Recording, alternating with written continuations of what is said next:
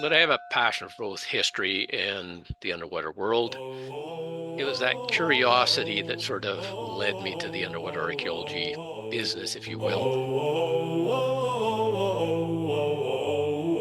Welcome back to another episode of Fascinated by Shipwrecks, where we delve into the people and the science of maritime archaeology. And today I'm really excited to have Jacques Marc with me, who is what they call an avocational archaeologist, and he will explain what that is. And Jacques is also the explorations director for the Underwater Archaeological Society of British Columbia. Thank you, Jacques, so much for taking the time to be with us today. Pleased to be here. Great. So I was wondering if we could start with just finding out a little bit about you and your background. Essentially, we're going to talk about the avocational part shortly, but my background is forestry.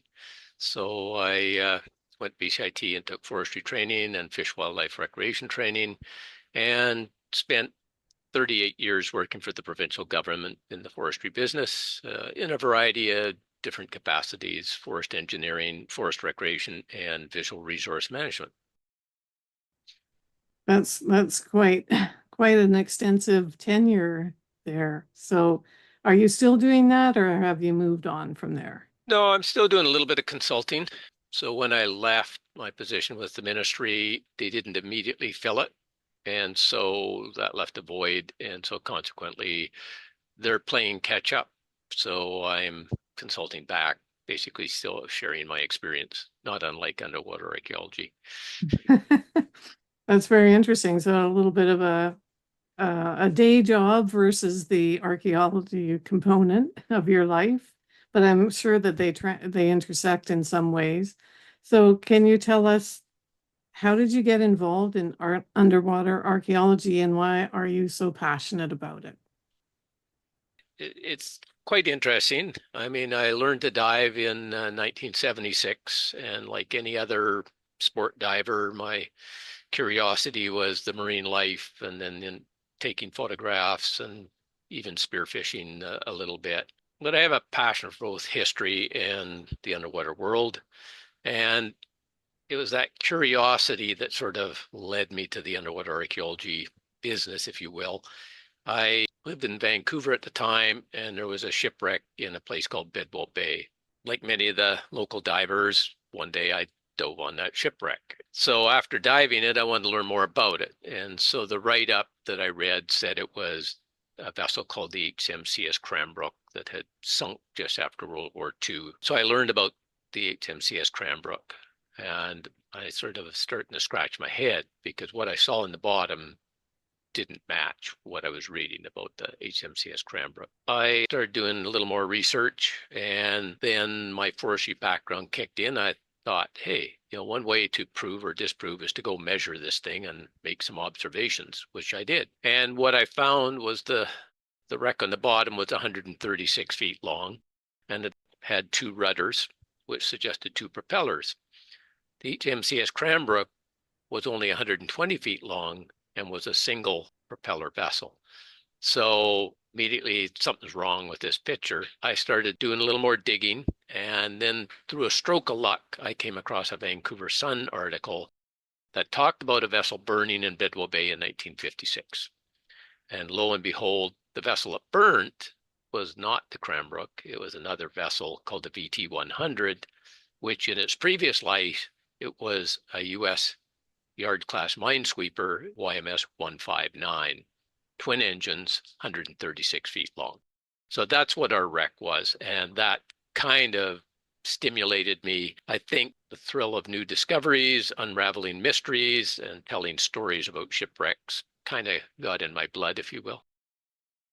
I can just imagine that experience. That must have been really, really fascinating to actually go and challenge the documentation about that.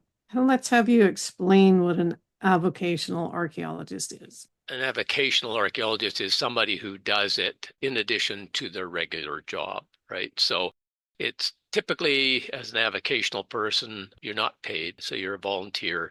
You have a day job. So my day job was forestry, and on the weekends, kind of like the I guess the military, you become a weekend warrior. So on the weekends, I'd go out diving and look at shipwrecks and learn about them.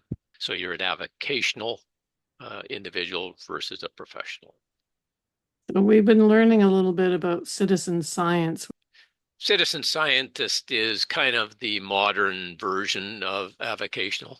So, there's lots of people making observations about on marine life, densities and types of species, stuff like that. So we're just doing it in a different manner.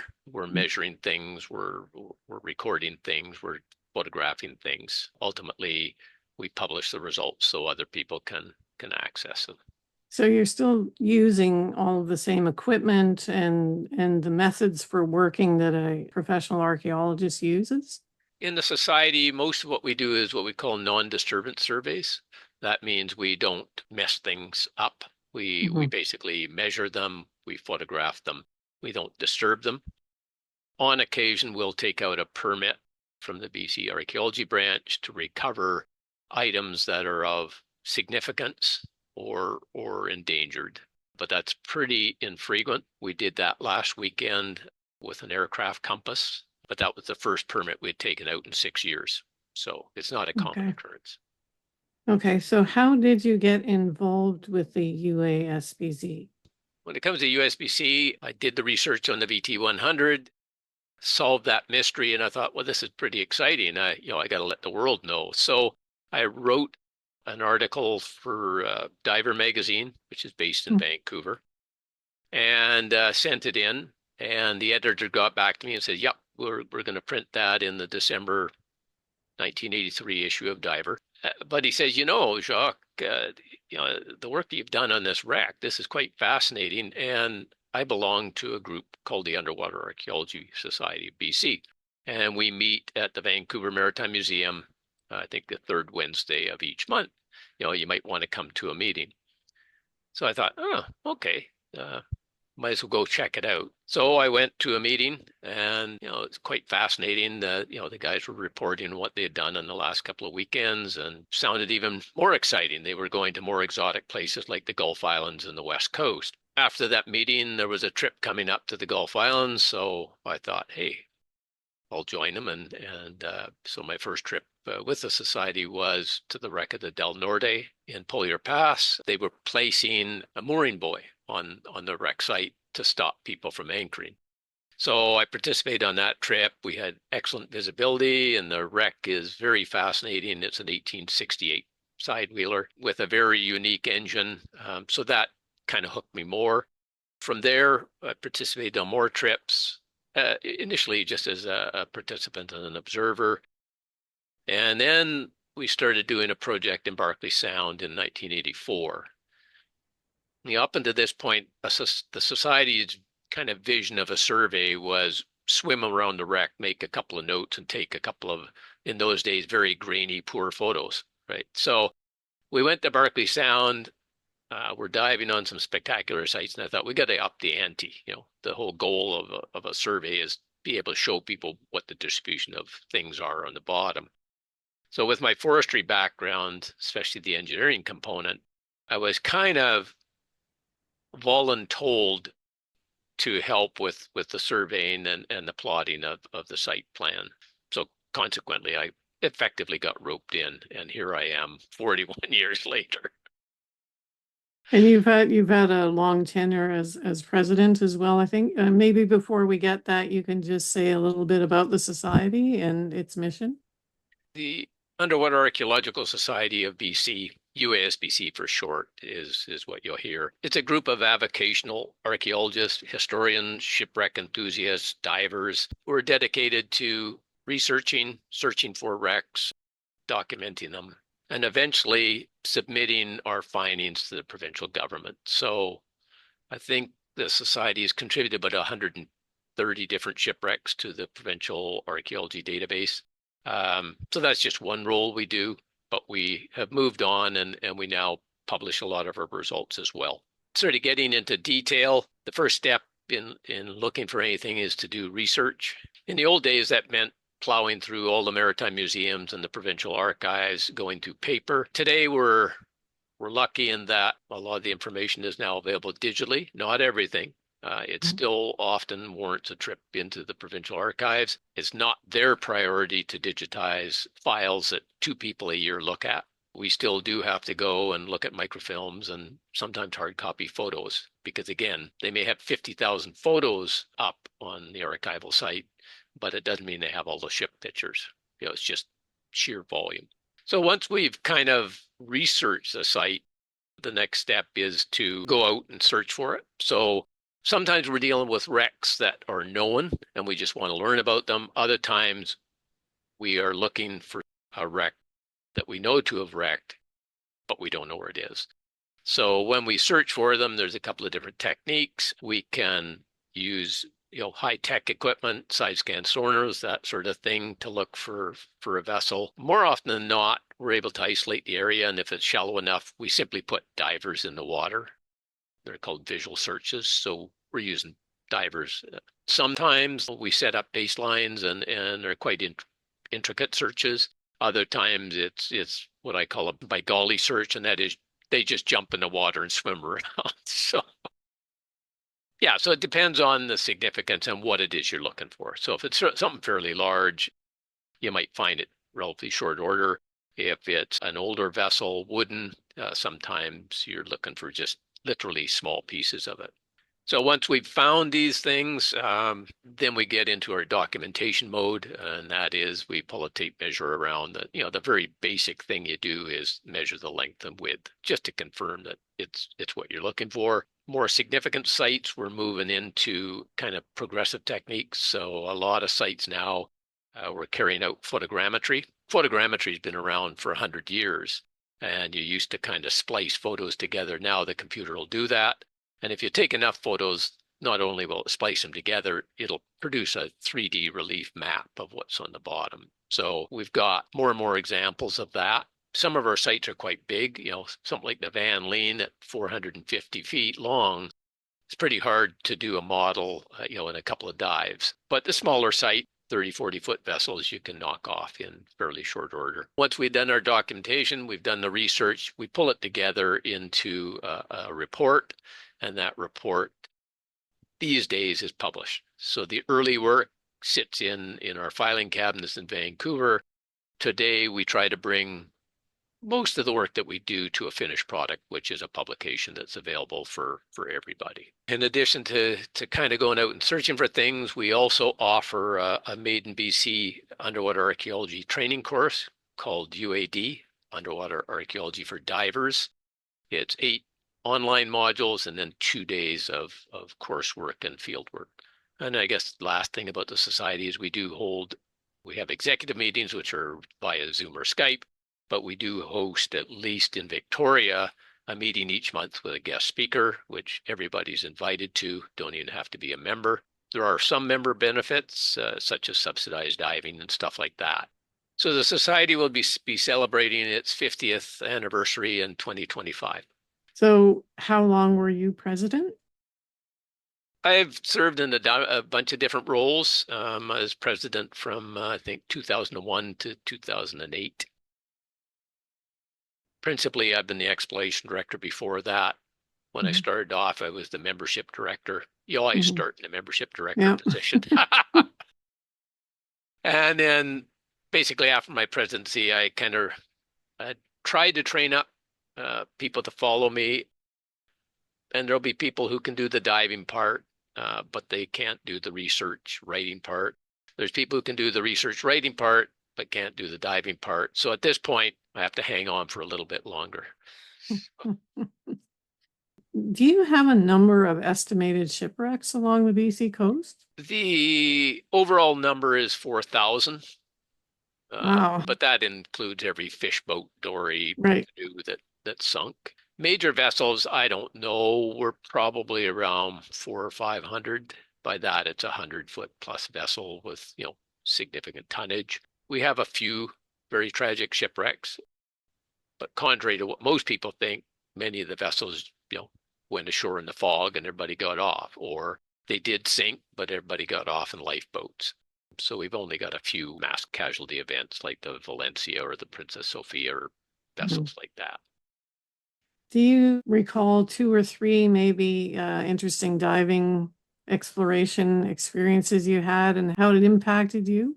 I'm going to talk about two or three that kind of resonate for one reason or another. They're not necessarily the oldest shipwreck or the most exciting ship in some cases, but they have a story. And so the first one I'm going to talk about is early on, as I said, I was the membership director, right? Well, in 1986, I was actively diving with the group, doing a lot of the surveying work. In 1986, a logging company proposed a log dump on a very unique vessel in Sydney Inlet on the west coast of Vancouver Island. We didn't know what it was, but we knew it was exotic. It was built of teak and mahogany. It was discovered by a fellow by the name of Dr. Cottrell in, I think it was 1956 or 1957, when he was searching for the Tonquin. And at first he thought it might be the Tonquin, but quickly realized, no, it didn't have any cannons and anything. So with the log dump proposal, we jumped up and down and went to the provincial government and sort of going like, how could you approve this, right? This thing's significant. We don't know what it is. They sort of turned around and said, okay, here's some funding, do what you can, right? Because these guys, yes, we inadvertently approved it. And it may be that the shipwreck isn't particularly significant at all, right? So we spent 2 summers excavating it and surveying it.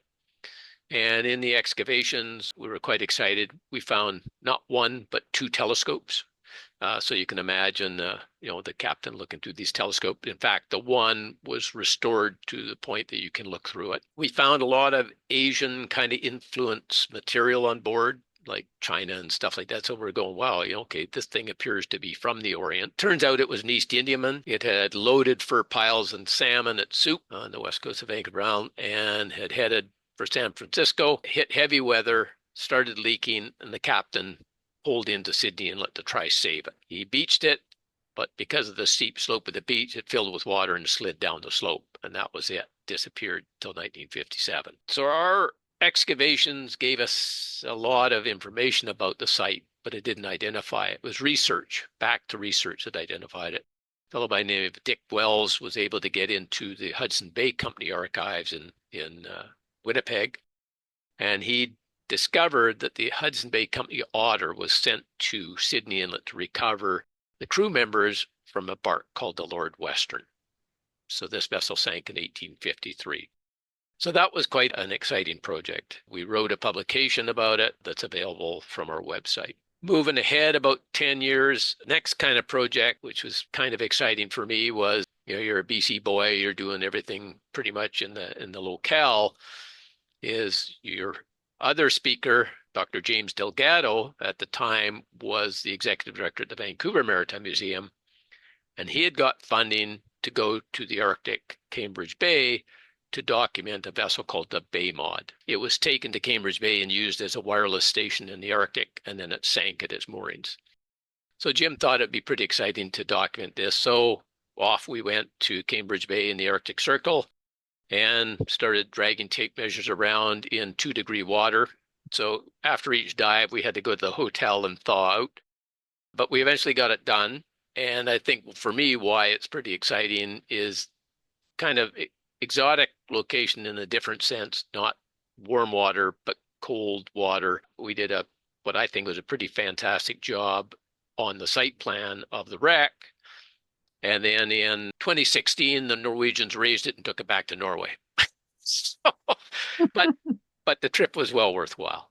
And I guess the last kind of one is visiting the Princess Sophia up in Alaska.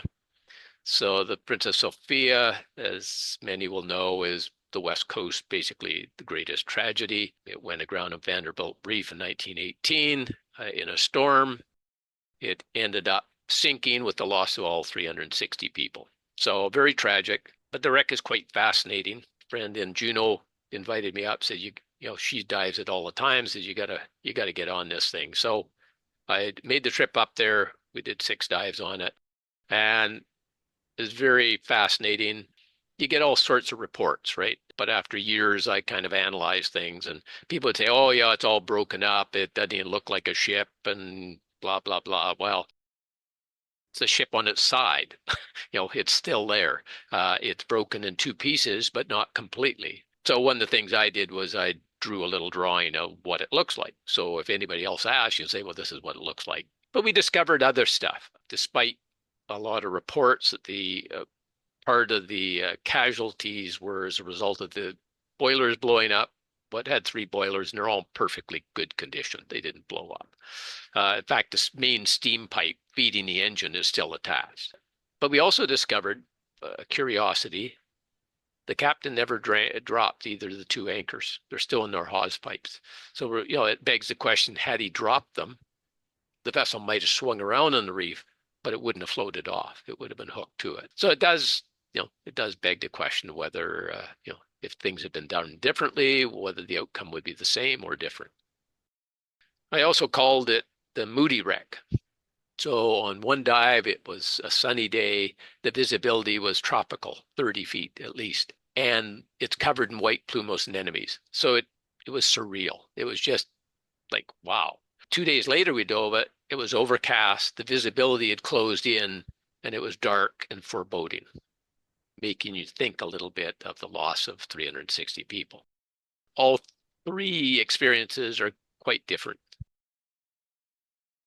And that's part of that sort of passion that keeps you going, right? Yeah, because each one of them, as you heard the story, is driven by probably different objectives on each site. Yeah, I know that recently you placed a plaque on a plane that was found. Yeah, well, I was just gonna kind of close off with a few comments, and that was one of them. I'd invite divers of all backgrounds to come out and explore with us. There's different groups out there. So there's your basic sport diver, your newbie sport diver, your experienced sport diver. You've got the technical divers, and they all have a role, right? Last weekend, we were out just before Remembrance Day putting a plaque on an aircraft that was discovered 2 years ago in Saanich Inlet. It's in 90 feet of water. It's actually parts of a plane. I think the main fuselage was salvaged. But 4 fellows were killed in that crash. In fact, they killed something like 250 guys in various training accidents out of Pat Bay. So, they never even went to war. But yeah, we put the memorial plaque on the site. The plane was Hadley Page Hampton 5433, crashed March 14th, 1943. Just to give you an idea of other things, not 2 weeks before we put the plaque down, we had a group of technical divers searching for another Hadley Page Hampton that crashed near a place called Mandarde Island.